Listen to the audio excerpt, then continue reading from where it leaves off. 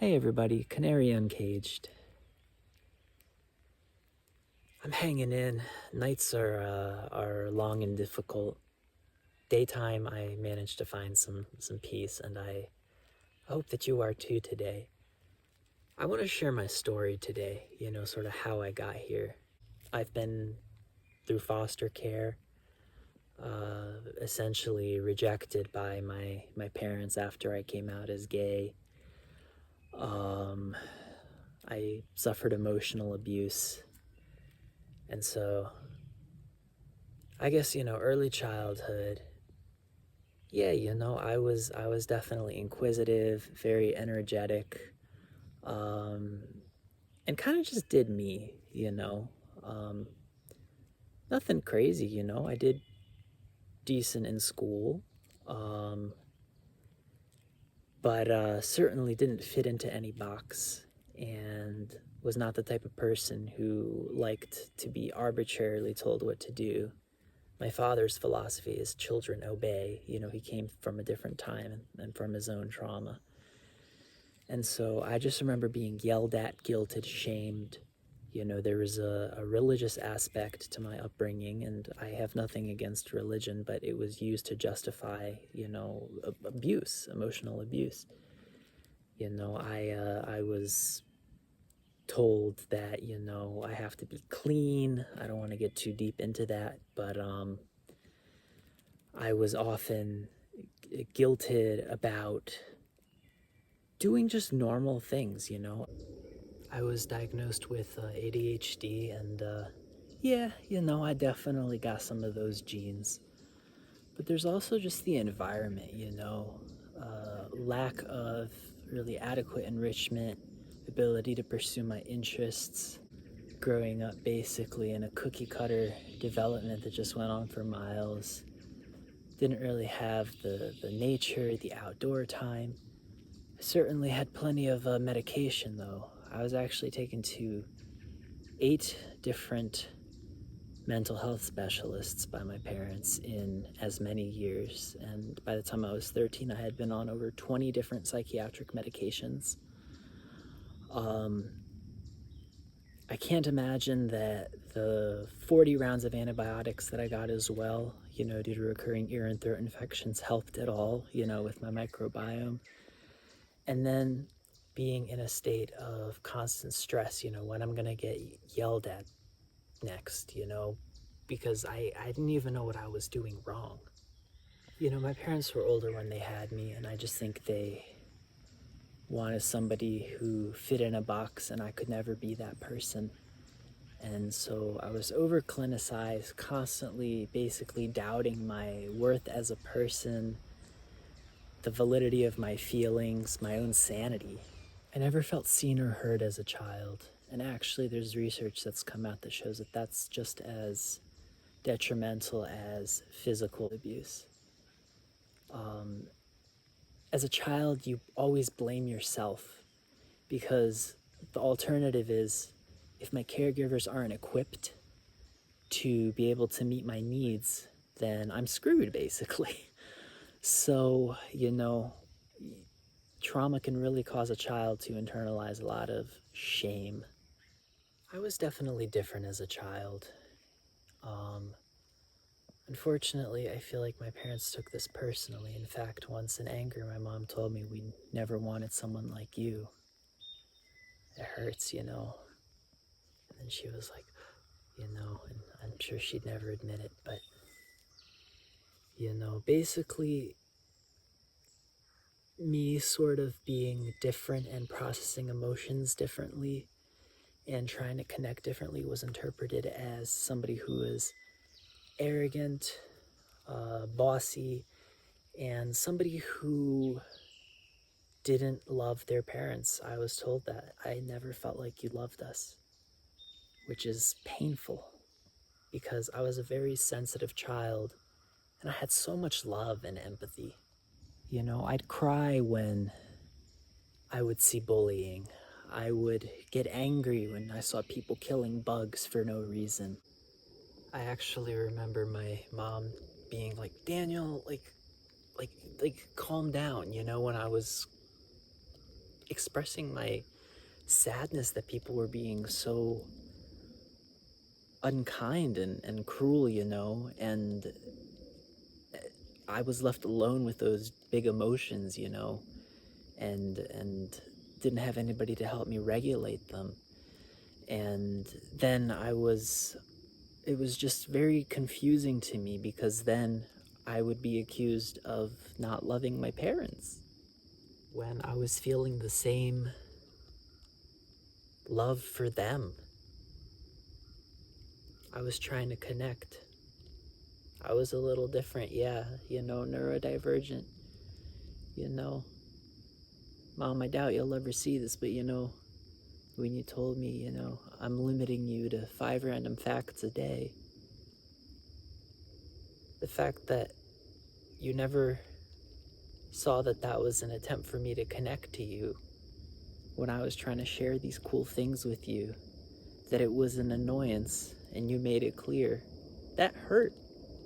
That was me trying to show you my love, me trying to connect.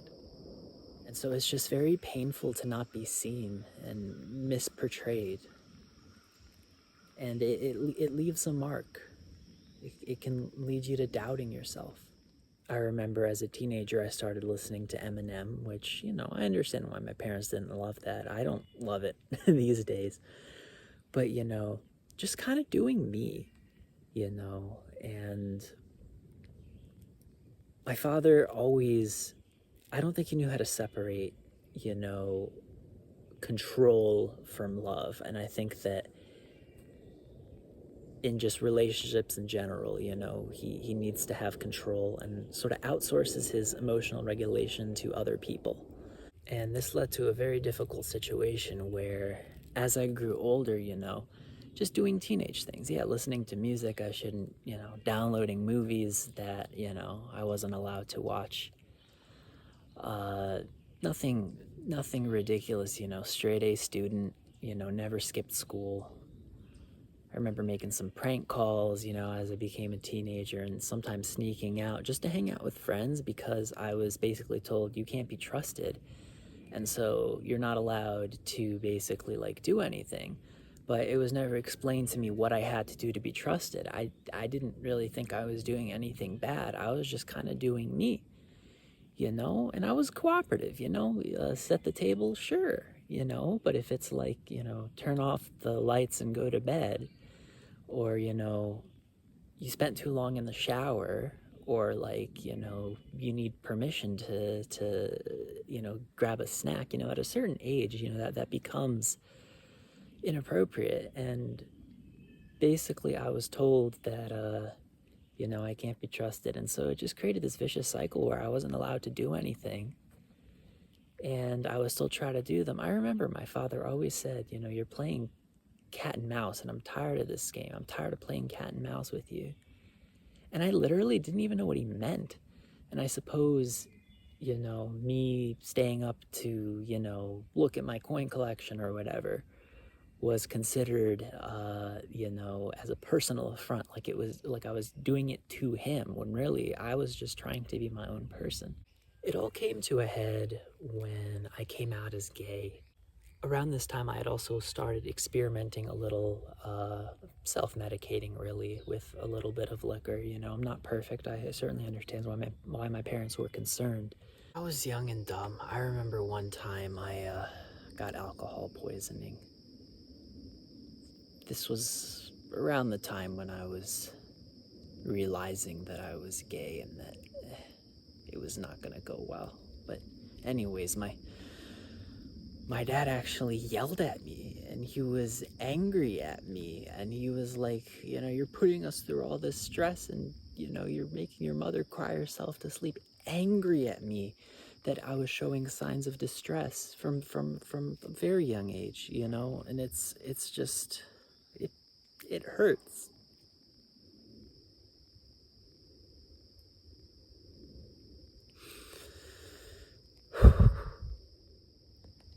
Schowaj nerwy w kieszeniu. Hide your nerves in your pocket. It's not a common phrase, so I guess my dad learned that one from his dad.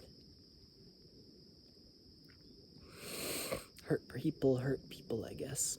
I'm not here to rail on my parents. The grief is just real. My parents were convinced that I had overdosed on alcohol in an attempt to end my life, which was not true, but that's what they believed. I don't recall any concern, simply anger. Why are you doing this to us? I was voluntarily hospitalized. I got discharged. They said there was no reason for me to be there.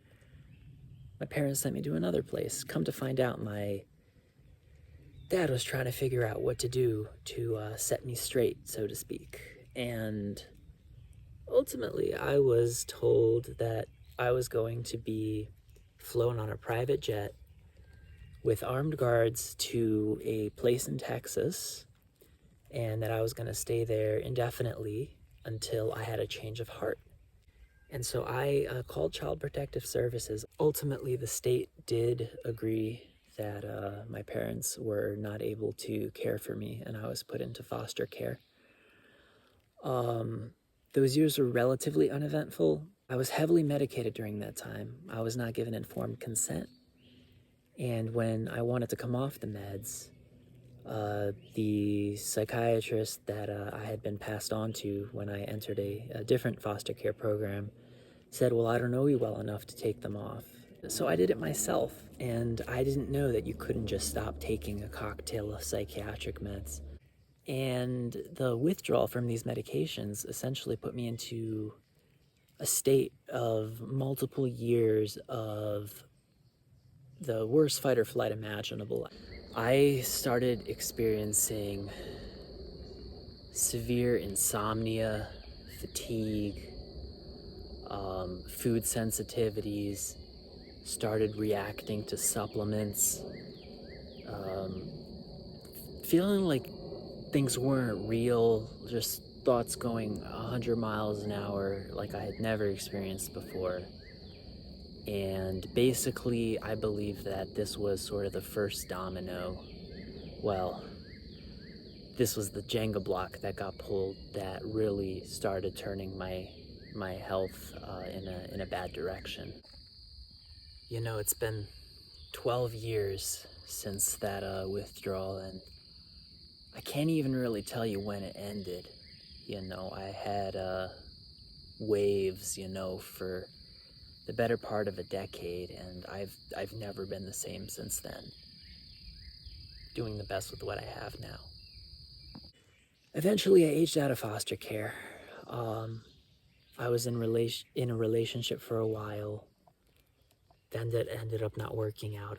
But after I had to leave, you know, I had to figure out my own thing. And so I ended up finding an older lady, taking care of her for a while, continuing to try to work on my health, you know, taking these supplements that I'm being told to take, you know, and actually I believe that those things contributed to me worsening, because you can try to detoxify all you want, but if your detox pathways are blocked, you know, all you're doing is redistributing.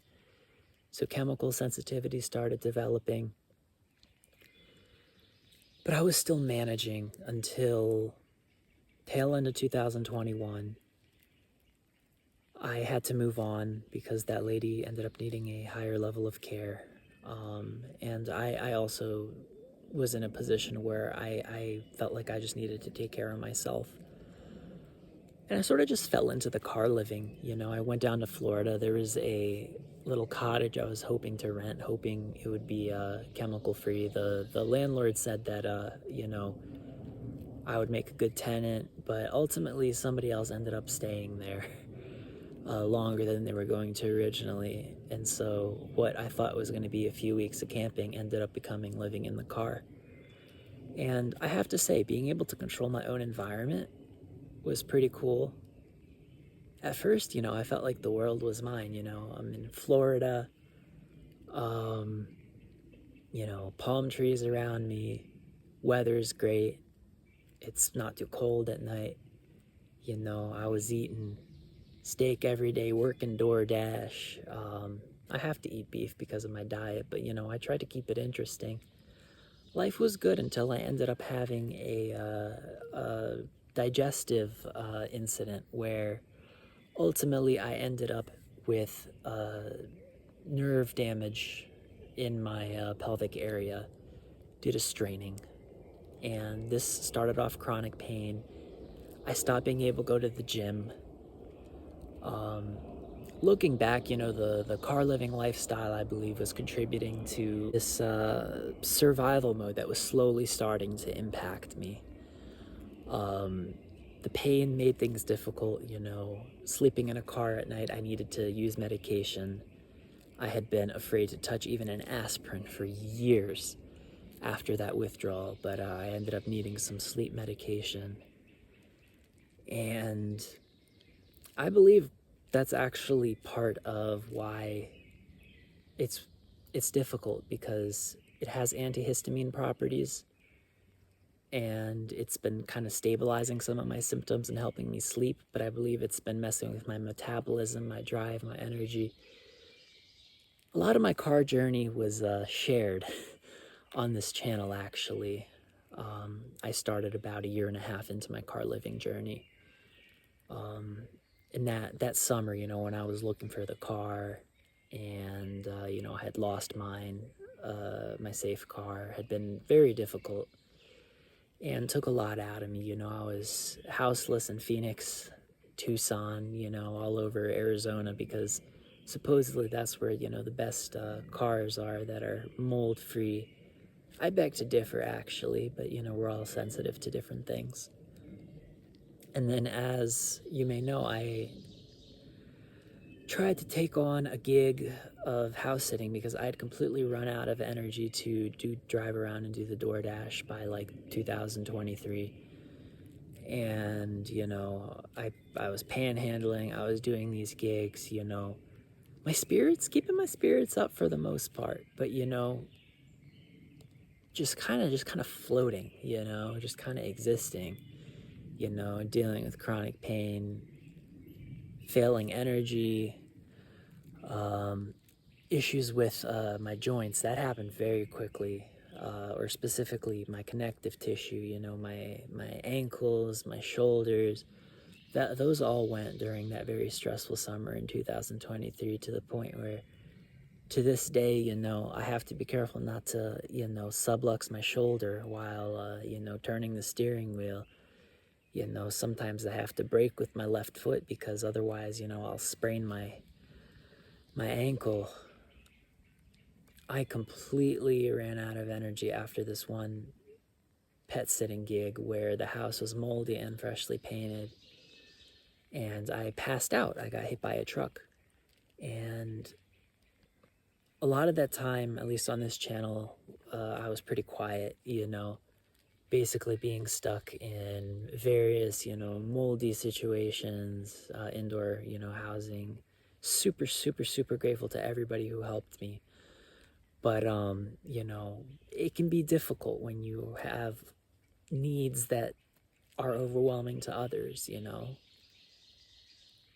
And I do my very best to remind myself every day that I am not too much, my needs are not too much.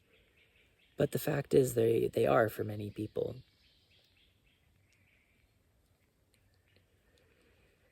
And, long battle fighting for disability, getting the, sleeping in a bed for those 2 years, I think, did do me some good. I feel a bit physically stronger, but I've developed severe sound sensitivity. When I'm in public, actually, I wear my earmuffs and earplugs, and I actually can't even speak because it's so painful to speak while I have my earplugs in. Double hearing protection to drive, go to the grocery store, and I'm doing nervous system work. I am allowing time to do the healing, It was just a train passing under a bridge that triggered this for me, but it's been extremely limiting, limiting my spontaneity, ability to communicate with people. One thing that this time indoors has done for me is essentially forced me to be present. I unfortunately, ended up starting to have to eat carbs again. and I am struggling with my metabolism and energy and fungal overgrowth, and doing my best every day to, trying to get my life back. It's kind of anticlimactic because after all this time, fighting for disability, and anybody who says the process is easy, look at this, isn't even all of it, but this is some of the correspondence, the paperwork that I received throughout this process. It is not easy, and now that I've finally been awarded disability, I realize there's no way to live on $9.94 a month. Even in a vehicle is difficult, and I can't do the vehicle anymore. My nervous system just needs a home base, I'm super, super grateful for the people I met on my travels, the places I saw, you know. Life forced me into adventures, even though those adventures were, kind of centered around, keeping myself from deteriorating, not super successfully, and avoiding, triggers, be they chemical or mold. And so now back in the car again, in an area where I don't feel particularly well, where a lot of buildings are problematic, especially at my income level. So it's difficult. It's very difficult, I really don't know what is next, but I'm starting to realize how all these survival mode logistics have, taken a toll on me, physically, mentally, emotionally, spiritually. And I've always been trying to sort of be in the moment and keep a positive perspective. That's hard when you're stuck in a room for, 2 years. This newfound freedom. And I just want to give a special thank you to my friend who helped me get this car,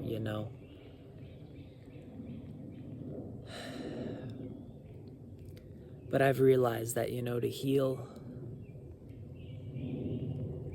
I need to continue to be present with what I feel. I don't believe in releasing emotions. I don't believe in letting go. I believe in integrating, because otherwise you're just trying to, cut off or erase a part of yourself and fighting with yourself. Well, my body does it every day. I believe that trauma definitely plays a role in this. I believe that trauma work is key in healing. It's certainly not the only piece, and it's so hard to know where to start, I can't stop the meds because that'll destabilize me, but they're worsening the underlying issues, Where can I find a home base that will be environmentally safe for me? It's difficult. But the survival mode, it'll keep you alive, but it's like, borrowing time, It's like you got to pay back the debt for all the stress. So I'm it's all been coming up recently, just the reality of the situation and everything, It's all been kind of just a blur, It's hard when you don't have a support network, people who understand or believe you. And that early trauma can also make relationships difficult, although the right people and the right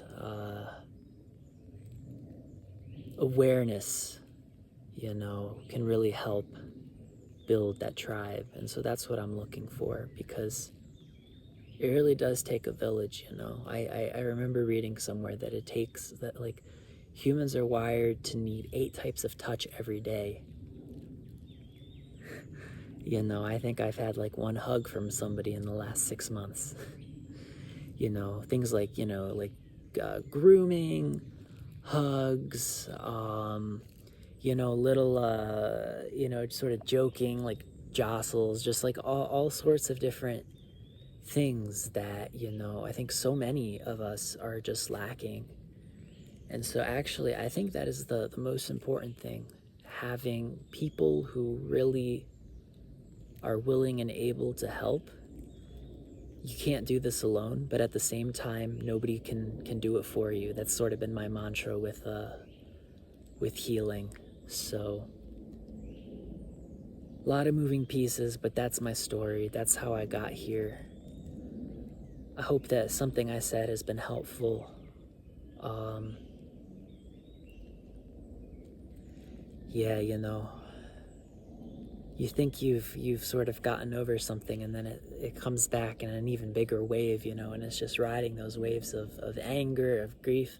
Usually I find that behind anger is hiding some very, very vulnerable grief, you know. My inner child, I'm trying to love him and love the man that I am becoming, you know. It's been a trip, and there's been a lot of beautiful moments, but this has not been easy. And so to anybody who has watched this far, thank you for listening to my story.